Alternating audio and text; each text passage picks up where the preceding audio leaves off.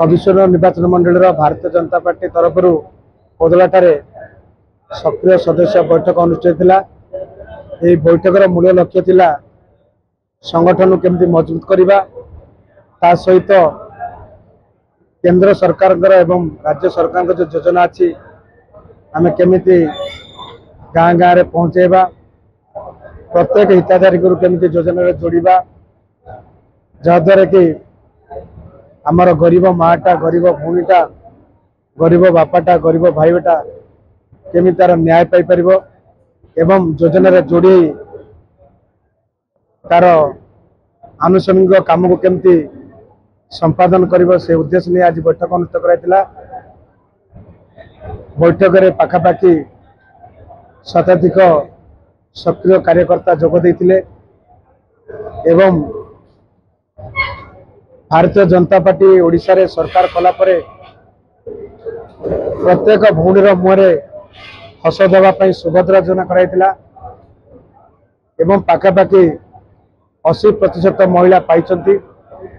एवं जो माने वंचित से केमिति जो शेष तारीख 22 तारीख अच्छी केमी जोड़वा एवं चलित वर्ष आपण समस्ते जानते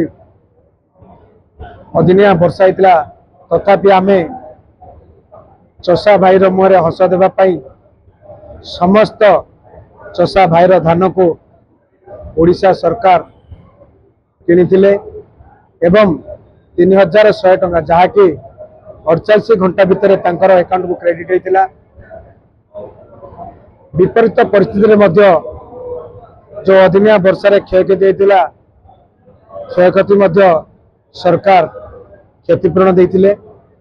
एवं एबे प्रधानमंत्री आयुष्मान भारत जन आरोग्य योजना आरंभ होती ओडिशार गरीब भाई भौणी मान जो स्वास्थ्य सेवा उत्तम स्वास्थ्य सेवार आवश्यकता अच्छी पूरण करने पाखापाखि 3,50,00,000 लोक ये योजना जोड़ा एवं समस्त को आज ये सभा माध्यम कार्यक्रम माध्यम कहगला प्रत्येक जनसाधारण केमती योजना जोड़वा एवं ये योजना केमती से फायदा उठेबे तापर जाकि लोक सचेतन करेबे जणेबे। आ गोटे बड़ योजना है जे आम समस्त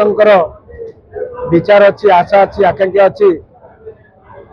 जे गरीब लोकर मुंड पर छात घरटे रहू ताको पाथेय करी जो प्रधानमंत्री आवास योजना चली देखो आज आमर कविसूर्यनगर निर्वाचन मंडली रे आ कोदला ठारे आज सांगठनिक आमर पर्व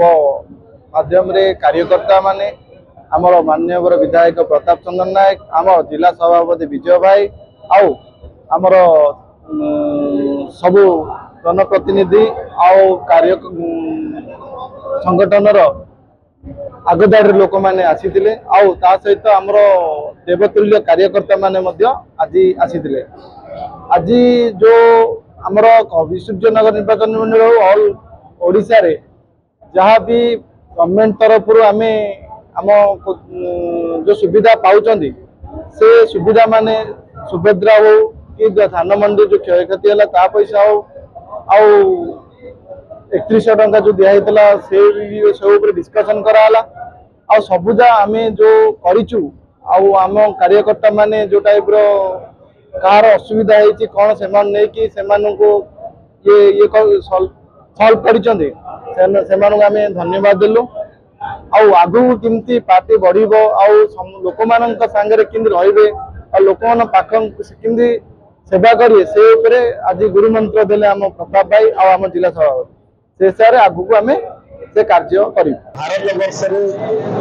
केंद्र एवं राज्य भारतीय जनता पार्टी